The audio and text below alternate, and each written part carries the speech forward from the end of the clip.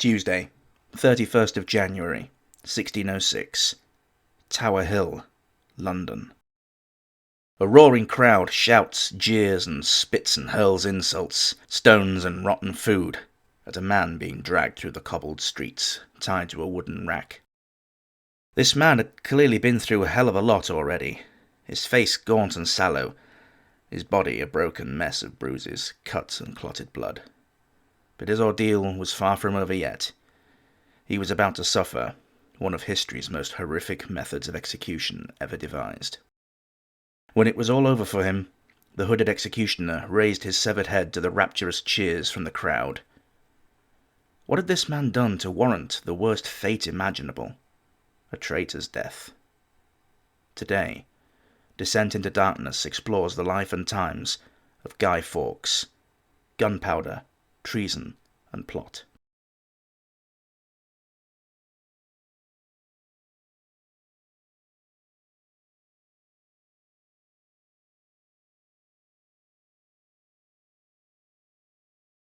Guy Fawkes was born somewhere around the 13th of April 1570, the second of 4 children to Edward and Edith Fawkes in York, the famous second city of England. His family lived in Stonegate, very close to York Minster. He was baptised at the nearby church of St Michael the Belfry, right next to the towering edifice that is the Minster, and still does to this day. He was educated at St Peter's School in the York area of Clifton on the north side of the city. Again, this institution still exists today. Guy's father, Edward, died in 1579, and a little while later his mother remarried to a man named Dionys Bainbrig. Guy inherited some of the lands in Clifton as a result of his father's passing.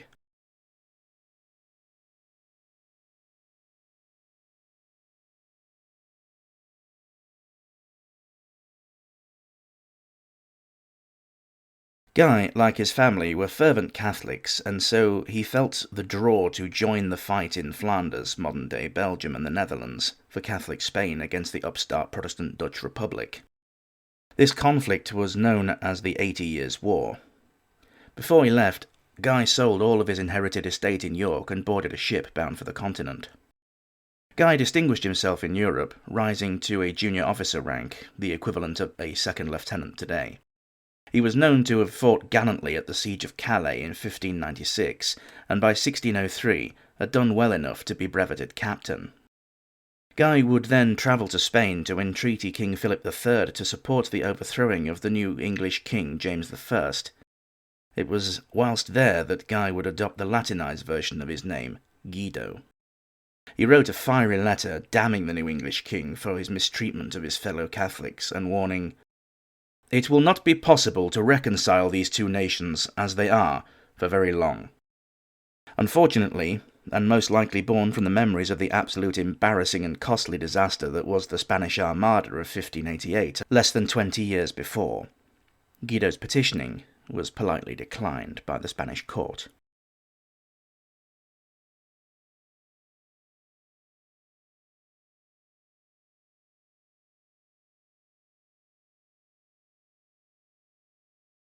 Like pretty much all great stories, this one begins in a pub. To be more specific, the Duck and Drake. And to be less specific, we don't properly know where that was, although it was somewhere in or around the Strand in London. What we do know is that this was the setting for the most ambitious terrorist attack of the Middle Ages. The leader of the gang was a nobleman named Robert Catesby, along with 11 other well-to-do Catholics, including Thomas Percy and Thomas Wintour, and his brother Robert. They set about planning the overthrow of the Protestant monarchy under King James I.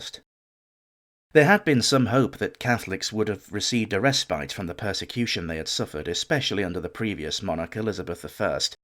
Of course, religion is the best excuse for measuring dick sizes of your preferred god, and so back and forth things had been swinging since Elizabeth's father, Henry VIII, had decided to break with Rome, although like a true hypocrite, Henry actually remained a Catholic right up until his death, even being administered the last rites as his end drew near.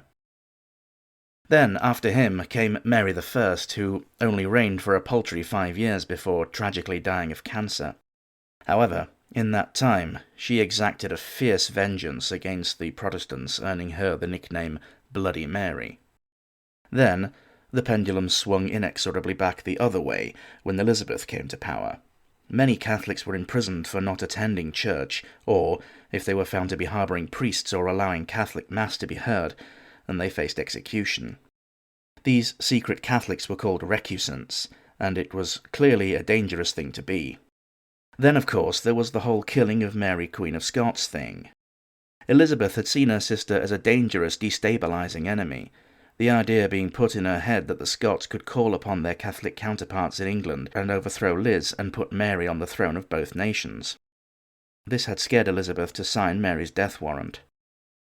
Then, when Elizabeth died and James I took over, many were hopeful that, James being the son of Mary, Queen of Scots, that the two faiths would be allowed to coexist, but that hope would soon be dashed when James continued the persecution of the Papist sect. It was these long-standing grievances that had brought the conspirators to the table to begin their plotting. They figured out the best way to get rid of their Protestant oppressors was to pretty much wipe out the whole lot of them in one go, both monarch and his parliament. They knew that they couldn't guarantee victory for their cause by any other method. The one time that all the enemy would be together was the state opening of Parliament. Many armed people bursting into the room, shooting and stabbing everybody, would have the problem of first getting them there, right into the centre of London, without raising any suspicions. It was therefore decided that the most discreet way was to attempt to blow them all to kingdom come. But these noblemen knew nothing of working with gunpowder, so they needed to find someone who did. Thomas Wintour had a suggestion.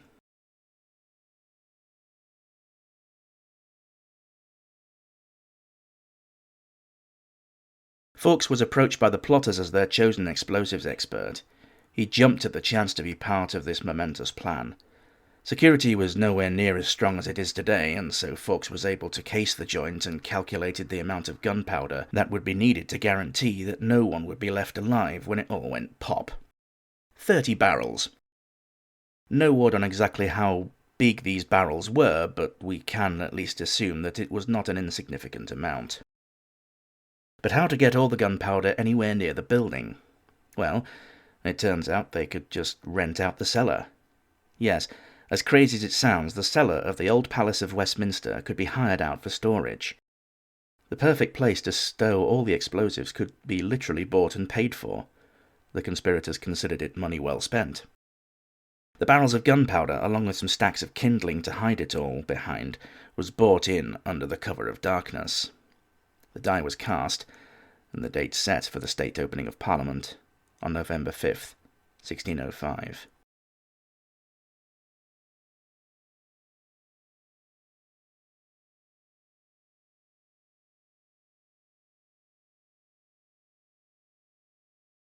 On the 26th of October, a letter was received by a member of Parliament, the Lord Monteagle, who was known in the right circles to have some Catholic sympathies.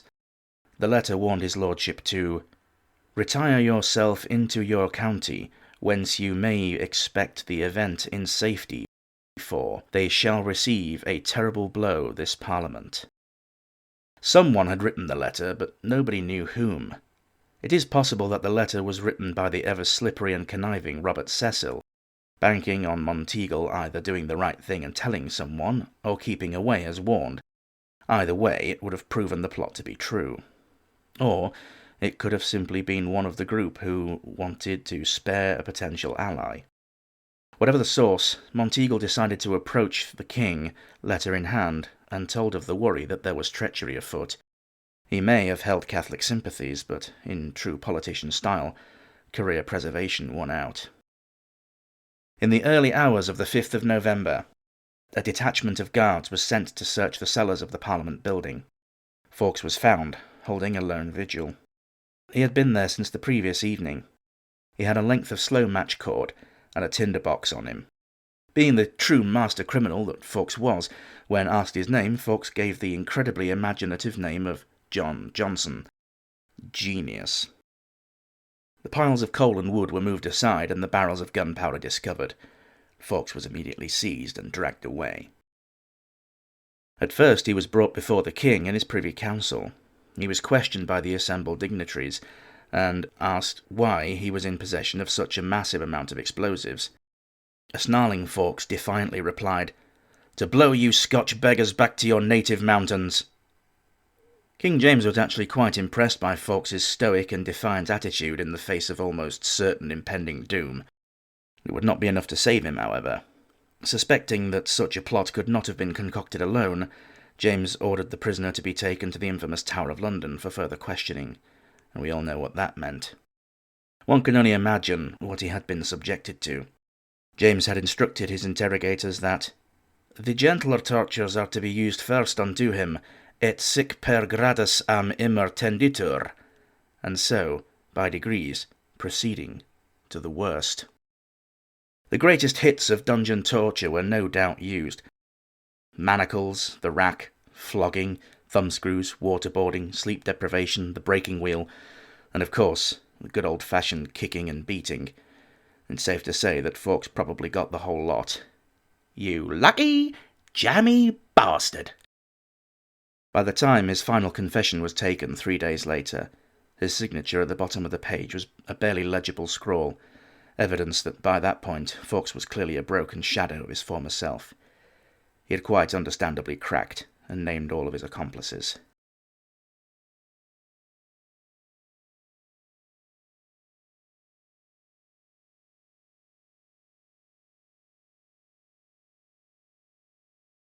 There was no way that the rest of the gang were ever going to be allowed to get away scot-free.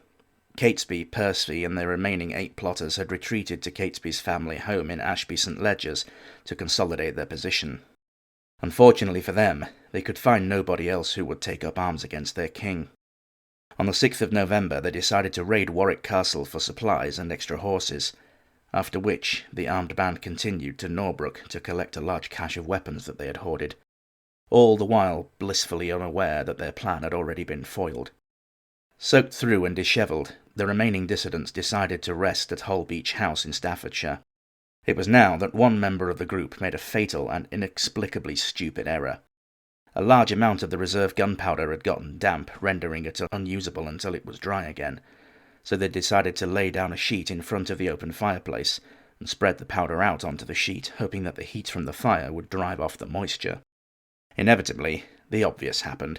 A rogue ember from the fire spat from the hearth and landed on the powder, causing it to instantly burn up. 4 of the gang, including Catesby, were engulfed in the spontaneous flames and smoke. Blackened, scorched and choking, they stumbled outside to recover. At this point, seeing the futility of their cause, 3 of the 10-man strong group decided to flee and take their chances going it alone. Robert Wintour, Digby and Bates left, leaving behind Catesby, Percy, Grant, Rookwood, and Christopher and John Wright. Knowing that the final showdown must surely come soon, the survivors all took the Holy Sacrament and kissed the crosses about their necks and resolved their final prayers. By 1100 on the 8th of November, Holbeach House was surrounded by some 200 men under the Sheriff of Worcester, Richard Walsh. Thomas Wintour, resigned to his fate, decided he would give himself up, but as he came out into the courtyard, a shot rang out. Wintour took a ball in the shoulder, falling down wounded. This was followed by more shots. Rookwood and the 2 Wright brothers went down wounded. Catesby and Percy were felled by the same bullet as they stood in the doorway. Both men were killed instantly. Finally, as the smoke cleared, the survivors yelled for quarter. The besieging troops closed in and took the wounded into custody. The planned Catholic insurrection was well and truly over.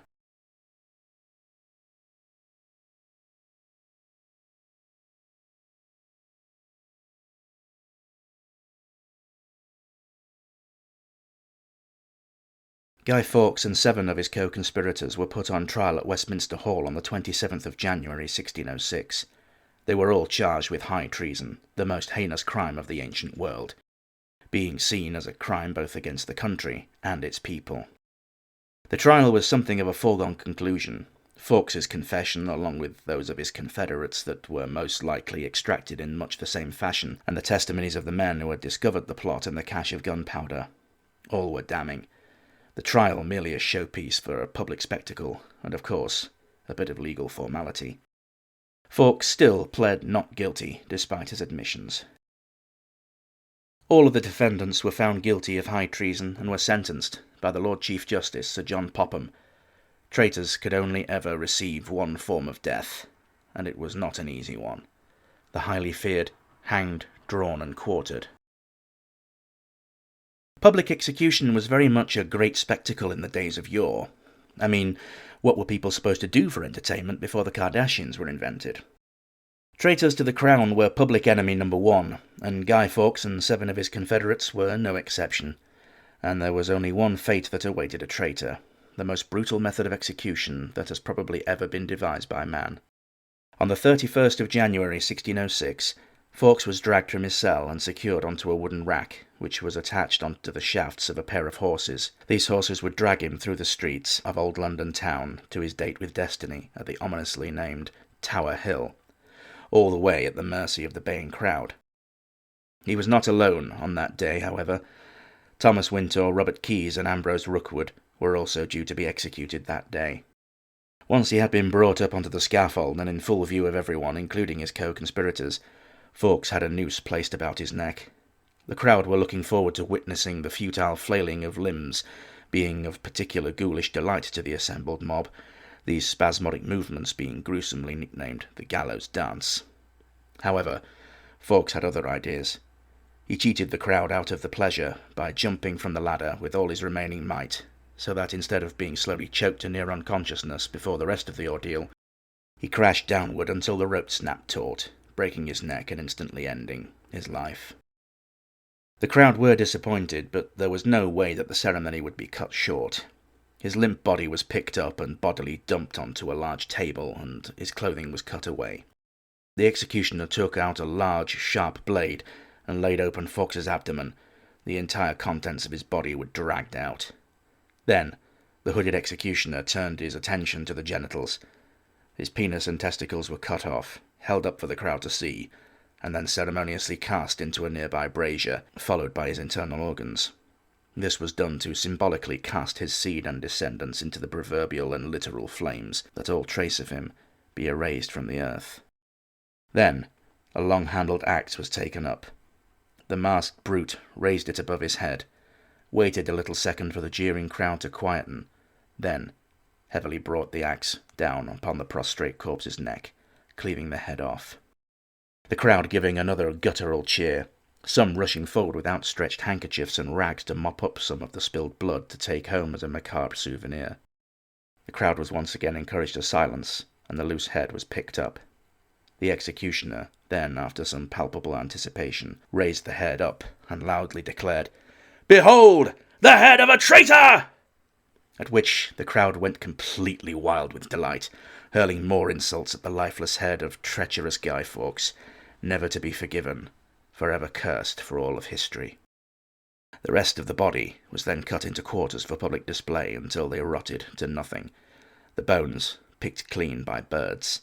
His head was impaled on a pike and set prominently on London Bridge, as a warning to all others who would dare challenge the power and authority of the crown.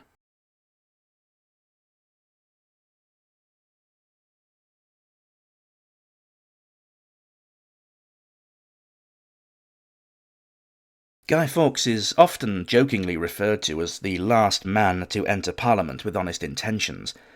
I'm sure my fellow Brits now have a wry smile on their faces at that. In modern-day York, there is a hotel on Petergate that has blue plaques that proudly proclaim that Fawkes was born there.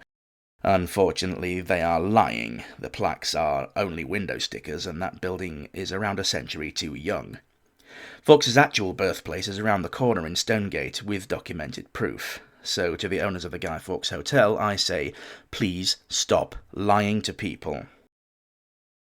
Across the world, the heavily stylized image of Fawkes has been adopted by the loose affiliation of quasi-ethical hacking collective known as Anonymous, following its use in the brilliant movie that is V for Vendetta, starring Hugo Weaving, Natalie Portman, and British national treasures Stephen Fry and the late great John Hurt. Incidentally, John Hurt's father was the vicar of St Aidan's Church in the east coast town of Cleethorpes, where the young John was a wee lad. St Aidan's was only 2 blocks away from where yours truly grew up. Nowadays, I live near the breathtaking city of York that gave birth to Fawkes. You should absolutely come and visit York, as its story is synonymous with Britain itself.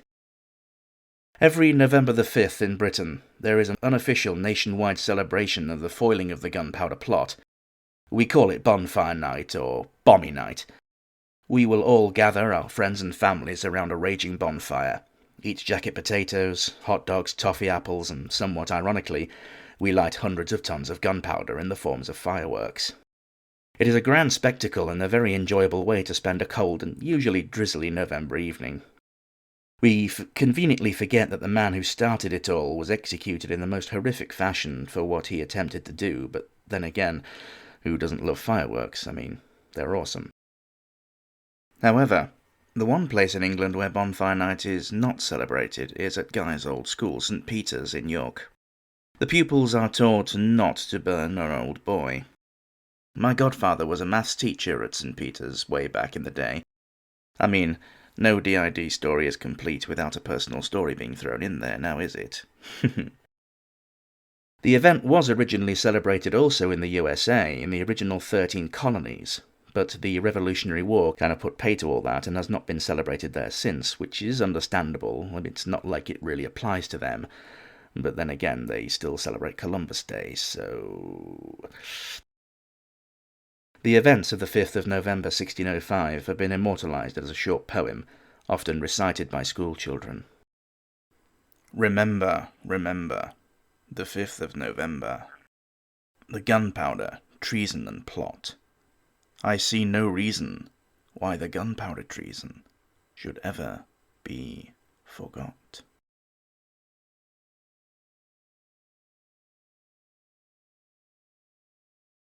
Thank you so much for watching this video. I sincerely hope you enjoyed it and found it interesting and entertaining. If anything, you now know the story behind that Viva Vendetta mask. Please like and subscribe for more. Feel free to put a comment below and I will be happy to respond to as many of you as possible because, without all of you, this channel would not be worth doing, so thank you, one and all. Please share the channel to within an inch of your life. If you wish to do so, you can now also support DID on Patreon, link in the description. Follow us on Facebook and Twitter to keep up to date with what I'm up to. In the meantime, look after yourselves, and I will see you on our next descent into darkness.